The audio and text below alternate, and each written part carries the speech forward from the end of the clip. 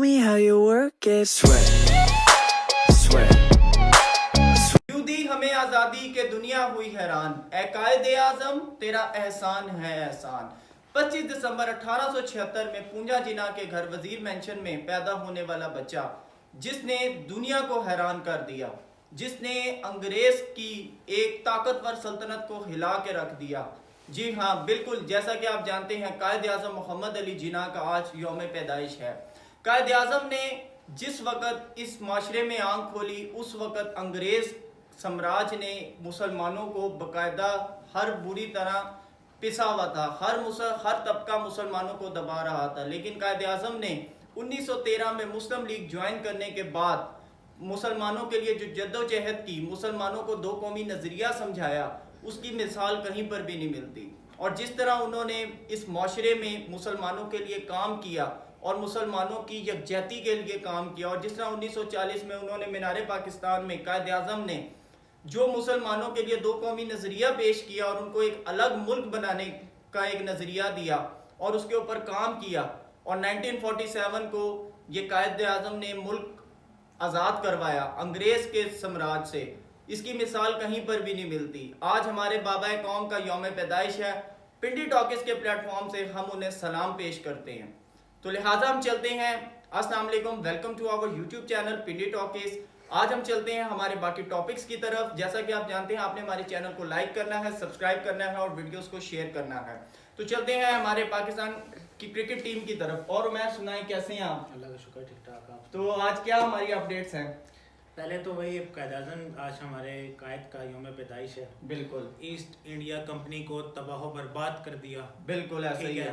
ऐसे उनको जड़ से उखाड़ के फेंका कि जो दुनिया की तारीख में कहीं नजर नहीं आता। बिल्कुल ऐसा लीडर, ठीक है, ऐसा कायद सदियों में एक ही दफ़ा पैदा होता है, जैसा हमारा कायद था। Quaid-e-Azam, salute from our side. तो आज हमारे पास टॉपिक जो है वो क्रिकेट से रिलेट हैं। क्रिकेट पाकिस्तान और न्यूजीलैंड के बारे में हमारे पास खबरें हैं। उसके बाद फिर हम इंडिया और बांग्लादेश के क्रिकेट टेस्ट मैच के बारे में बात करेंगे। फिर इंडिया जो आ रहा, मेरे ख्याल में इंडिया में ऑस्ट्रेलिया आ रहा है दोबारा, तो उसके बारे में बात करेंगे। कुछ हमारे पास खबरें, फिर उसके बाद सियासत से रिलेट हैं, कुछ एंटरटेनमेंट से रिलेट हैं। तो चलते हैं। मेरे ख्याल में आज सबसे पहले टॉपिक जो है पाकिस्तान वर्सेस न्यूजीलैंड का जो मैच आ रहा है, बाबर की कॉन्फ्रेंस हुई अभी कुछ देर पहले, उसके बारे में फोकस करेंगे हम। तो यार मेरे ख्याल में 3 एक नाम ने जुड़े हैं साथ टेस्ट मैच के लिए। मीर हमजा एडिशन हुआ है टेस्ट मैच में, सज्जाद अली खान ऐड हुए हैं। उसके बाद तीसरा नाम जो है वो शाहनवाज दानी का आया है। तो मीर हमजा के लिए बहुत अच्छा प्लेटफॉर्म है, अपॉर्चुनिटी है अपने आप को प्रूफ करने के लिए। उन्होंने बहुत पोस्ट भी की थी कि मैं शामिल नहीं हो रहा परफॉर्मेंस के बावजूद, लेकिन अब उनके पास बहुत बड़ा मौका है परफॉर्म करने का। तो देखने को मिलेगा एक अच्छा मुकाबला। शाहनवाज दानी, ठीक है। आप कॉन्फ्रेंस के बारे में बताएं कि बाबर की कॉन्फ्रेंस की उसकी सुर्खियों का। यार बाबर की जो कॉन्फ्रेंस थी उसमें बड़ा उनका पॉजिटिव एटीट्यूड था, ठीक है, और वो पूरे उम्मीद थे और वो यही कह रहे थे कि मैच हमने तो देखें एक पॉजिटिव वे में मैच खेला, ठीक है, और मुझे अपने प्लेयर्स के ऊपर पूरा भरोसा है, ठीक है। यानी कि उन्होंने किसी भी तरह से अपने आप को डिफेंड नहीं किया। उन्होंने यही बात की, उन्होंने कहा कि जी हम मैच, हार जीत जो होती है वो गेम का हिस्सा है। बाहर बैठ के बातें करना बहुत आसान होती है और जो अक्सर मैं बात करता हूँ, लेकिन उन्होंने कहा कि जब आप ऑन फील्ड होते हैं तब बात कुछ और होती है। बाकी उनसे मीर हमजा के बारे में सवाल किया कि उन्होंने कहा भी मैं सिलेक्शन कमेटी के साथ डिस्कस करूंगा तो फिर अदरवाइज बताऊंगा। तो जहाँ तक बात है, अपने व्यूअर्स को बताते चले, सज्जाद खान की जो है उसमें शाहिद अफरीदी का नहीं, ये बेसिकली सकलैन मुश्ताक ने उनको क्योंकि बुलाया। अच्छा, हाँ, और ये है कि मीर हमजा को खिलाना चाहिए, जैसा कि आज शाहिद अफरीदी साहब ने भी इस बात को क्लियर कर दिया है कि जो नसीम शाह है वो टोटली फिट नहीं है, और उन्होंने बेसिकली क्या कहते हैं फॉरवर्ड की है उन्हीं की बात बाबर आजम की कि आपके ऊपर प्रेशर बहुत ज़्यादा है प्लेयर्स के ऊपर, क्योंकि एक प्लेयर जो है वो सारे फॉर्मेट खेल रहा है। उन्होंने कहा कि हम तीनों इंग्लैंड के फार्मूले को अपनाएंगे और उसी की तरह, यानी कि हम बाकायदा T20 की, वनडे की और टेस्ट मैच की जो टीम्स हैं वो डिफरेंट करेंगे। और मेरे ख्याल से इसमें काफ़ी प्लेयर्स जो हैं जो पाकिस्तान क्रिकेट के हैं, जो कि वैसे जिसमें उमर अकमल है और कि वहाब रियाज हैं, मोहम्मद आमिर हैं, शर्जील खान हैं, इन सबको शायद चांस मिलेगा। ये बड़ा पॉजिटिव वे में उन्होंने बात की है। बाकी ये कि सारी चीज़ें देखनी है कि अब देखें, शाहिद अफरीदी पहले as a glamour, as a star interview देते थे। अब वो जो इंटरव्यू देंगे या उनसे जो भी क्वेश्चनिंग होगी वो एज अ चीफ सेलेक्टर होगी। क्या एज अ चीफ सेलेक्टर वो इस प्रेशर को बर्दाश्त कर सकेंगे? क्योंकि देखें, आप पहले तो एक ग्लैमर में होते हैं, आप एक बात करते हैं, ठीक है, लेकिन जब आपसे आपकी परफॉर्मेंस के बारे में क्वेश्चनिंग होगी तब बात और चीज़ है।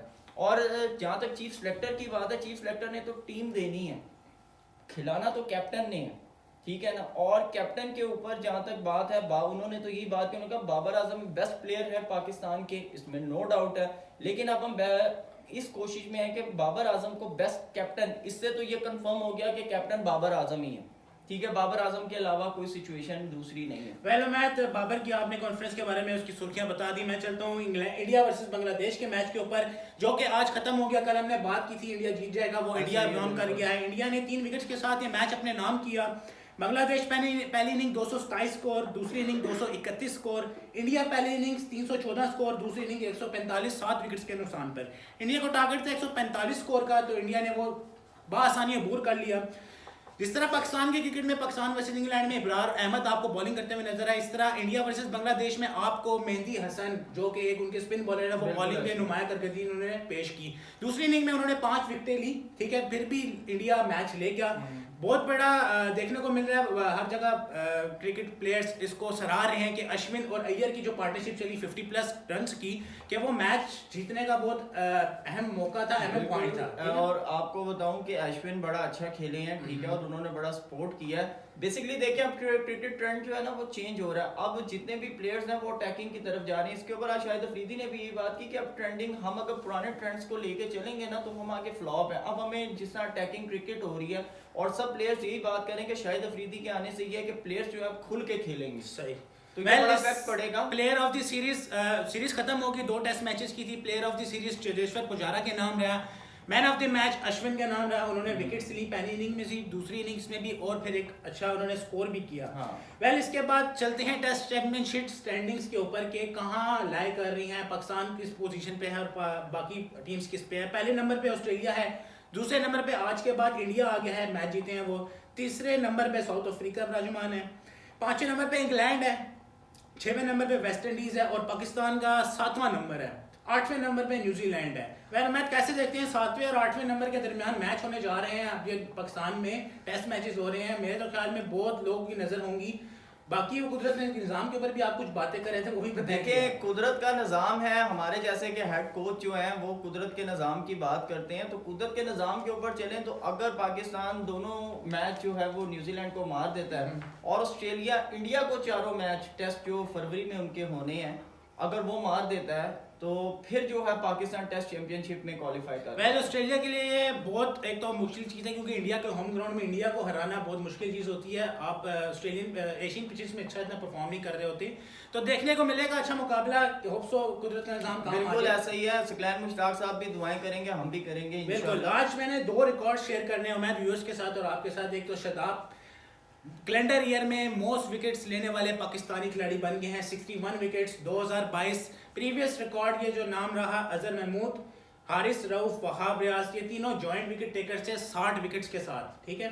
मतलब एक कैलेंडर ईयर में इन्होंने 7 विकेट्स लिए तीनों ने। अब शदाब के नाम रहा है। मैं बताता चलूँ, शदाब ने ये कारनामा अंजाम दिया है BBL खेलते हुए, बिग बैश लीग खेलते हुए। उन्होंने 3 विकेट्स लिए हैं। उनके विकेट्स में एरन फिंच, ठीक है, और जोनाथन वेल्स और मुजीबुर रहमान शामिल है। अभी तक उनकी परफॉर्मेंस को बहुत सराहा जा रहा है ऑल ओवर द वर्ल्ड। दूसरा रिकॉर्ड मैंने आपसे शेयर करना था कि सरफराज अहमद, जो कि आपने व्यूअर्स के साथ शेयर किया था ऑलरेडी कि सरफराज प्लेइंग 11 का पार्ट है, तो अगर वो पार्ट हैं तो मैं आपको बताता चलूं कि सरफराज की जो एवरेज है ना इस time as a wicket keeper batsman Asian pitches में वो दूसरे नंबर पे है। पहले नंबर पे नाम है एंडी फ्लावर का, जो कि जिम्बाब्वे के प्लेयर थे, जो कि पाकिस्तान के कोच भी रह चुके हैं। दूसरे नंबर पे सरफराज का नाम है। वेल देखने को मिलता है कि Sangakkara top wicket keeper batsman MS Dhoni, इनके नाम नहीं है, इनके नाम बाद में आते हैं सरफराज के। MS धोनी का नाम तीसरे नंबर पर है, उसके बाद आखिरी नंबर जो है वो संगाकारा का है। वेल रिकॉर्ड्स के बारे में क्या कहते हैं? अभी तो शदाब उधर खेल रहे हैं, यार शदाब उधर खेले हैं, तो ये तो हमारे कैप्टन को सोचना चाहिए रिजवान के बारे में, ठीक है ना। और जैसे कि आपको बताता चलो एक ट्रेंड चल रहा था PCB पे सोचना भी मना है, तो आज जो है वार्निंग जारी हुई है शाहीन अफरीदी को, और शाहीन अफरीदी ने वो जो पोस्ट थी उसको डिलीट कर दिया। तो लेकिन बात यह है कि बाबर आजम ने भी आज प्रेस कॉन्फ्रेंस में ये बात की कि हमारी यूनिटी है। तो देखना यह है कि अब इस यूनिटी के ऊपर जो चीफ सिलेक्शन है, हमारे जो हेड हैं शाहिद अफरीदी, वो भारी पड़ते हैं ये यूनिटी भारी, क्योंकि देखें जब यूनिटी होती है तो आप अगर अच्छा नहीं खेले तो आपको कम से कम यूनिटी वहाँ पे बिला वजह की यूनिटी नहीं बनानी चाहिए, आपको वहाँ पे परफॉर्मेंस देनी चाहिए। मैं तो रमीज राजा के हाल हवाल के बारे में कुछ रमीज राजा ने जी एप्लीकेशन दी है कमेंट्री पैनल के लिए, तो होप सो कि शायद वो एक्सेप्ट हो जाए, तो फिर आपको ये रमीज राजा जो है वो लुत्फ अंदोज करते हुए वेल मैथ को बताता चलो, मैथ को रमीज राजा एज अ कमेंटेटर बहुत पसंद है, ये बहुत लाइक करते हैं। वेल होप सो देखने को मिले कि मैथ अगर एप्लीकेशन दी है, इतना टॉप मोस्ट कमेंटेटर रह चुका है टाइम का यार, आएगा इंशाल्लाह। तो मैथ मेरे ख्याल में क्रिकेट से इतना ही है, और 2-3 क्रिकेट से रिलेटेड उनके क्रिकेट से हाँ बताता चलूं कि यमुना जैदी ने भी क्रिकेट प्रैक्टिस शुरू कर दी है। तो कुछ लोग तो ये कह रहे हैं कि वो जो हमारी सना मीर है शायद उनकी बायोपिक में वो आ रही है, तो बड़ा जबरदस्त आज उनका टॉप 10 चल रहा है मीडिया के ऊपर। तो होप्स हो के पहले मैच जो कल शादी हुई हारिस रऊफ की, एक तो हमने मुबारकबाद पहले ऑलरेडी दे दी, उनके लहंगे की वो बातें बड़ी रूमर्स में है कि जो उनकी वाइफ ने लहंगा पहना वो 6,90,000 की वर्थ का था, जो कि ऑलरेडी एक हमारी डिजाइनर है, हमारी जो मॉडल है, हमारी एक्ट्रेस है माया अली ने पहना है। देखा कि लोगों ने बड़ा मतलब तंज में बोला कि जी माया अली ने लहंगा पहना था, तो आपकी वाइफ। लेकिन ये डिजाइन कॉपी करना होता है, किसी के आसमान से तो नहीं उतरता, ठीक है ना, आप किसी की भी चीज को कहीं पे भी कर सकते हैं। तो ये तो कुदरत का फिर निजाम है, इसी के ऊपर हम यही बात करते हैं। तो कुदरत के निजाम के ऊपर है, तो हर इंसान कुदरत के निजाम पे चले। मैं ये आज हो गया हमारा टॉपिक क्रिकेट से रिलेटेड, थोड़ा सियासत के ऊपर चलते हैं। मैं आपसे आज डिस्कस, मेरे सवाल हैं आपसे आज डिस्कस करने हैं जो 2 इंपॉर्टेंट बातें हुई हैं। एक तो शेख रशीद ने कुछ बयान दिया है, और दूसरा जो इमरान खान ने बात की। शेख रशीद ने कहा है तमाम नाअहल एक अहल को नाअहल करने पे लगे हुए हैं। देखें शेख रशीद की जहाँ से बात है, शेख रशीद के बारे में तो मैं यही कहूँगा कि शेख साहब जो है ना, अब उनकी उम्र हो गई है, ठीक है ना, अब उनके दरवाजे भी बंद हो गए। हमारे व्यूअर्स जानते हैं मैं कौन से दरवाज़ों की बात कर रहा हूँ। तो शेख रशीद साहब जो है ना, अब वो बस अपने आप को एक तरह समझ ले सियासी ऑक्सीजन के लिए इस तरह की बातें करते हैं। तो लिहाजा शेख रशीद साहब की तो अभी अपनी हवेली का बड़ा मसला बना हुआ है, तो उनको उसके ऊपर ज़्यादा फोकस करना चाहिए। तो बाकी अगर हम पॉलिटिक्स की बात करें तो आपको पता है कि इमरान खान साहब ने मेरे ख्याल से बुध को अरकान असेंबली का कौमी असेंबली का इजलास उन्होंने तलब कर लिया है। जी, वो उसके ऊपर उनको डाउट है कि उनके 15 एक एमएनए हैं कि जो शायद असेंबली से इस्तीफा नहीं देना चाहते। 15 से 22 की रेशो बताई तो वो उन्होंने कहा है कि अब मुझे हैंड रिटर्न अपना हर बंदा जो है अपना इस्तीफा जो है बाय पर्सन मुझे जमा करवाएगा। तो देखते हैं आगे क्या इसकी अपडेट्स होती हैं। बाकी ये है कि आपको जैसे हम बताते चले कि असेंबली डिसॉल्व का इशू अभी आगे चला गया, तो सब ने अपना अपना मंजन इस वक्त बेच रहे हैं। बाकी दुआ पाकिस्तान के लिए करनी चाहिए। तो गाइस हमें क्या कहते हैं, आप लाइक कीजिएगा, हमारी वीडियो को शेयर भी कीजिएगा। पहला वीडियोस व्यू तो कर लेते हैं, सब्सक्राइब भी कर लिया कीजिए। बिल्कुल ऐसे ही मेरे ख्याल में 5 सेकंड भी नहीं है, 1 2 3 4 5 और सब्सक्राइब हो जाती है। आप घंटी को फिर भी ना बजाएं, सब्सक्राइब भी कर लें तो इनफ है, क्योंकि आपको नोटिफिकेशन फिर भी मिल जाया करेगा। बिल्कुल ऐसे ही है। तो हमें दुआ में याद रखिएगा। अल्लाह हाफिज। Thank you so much.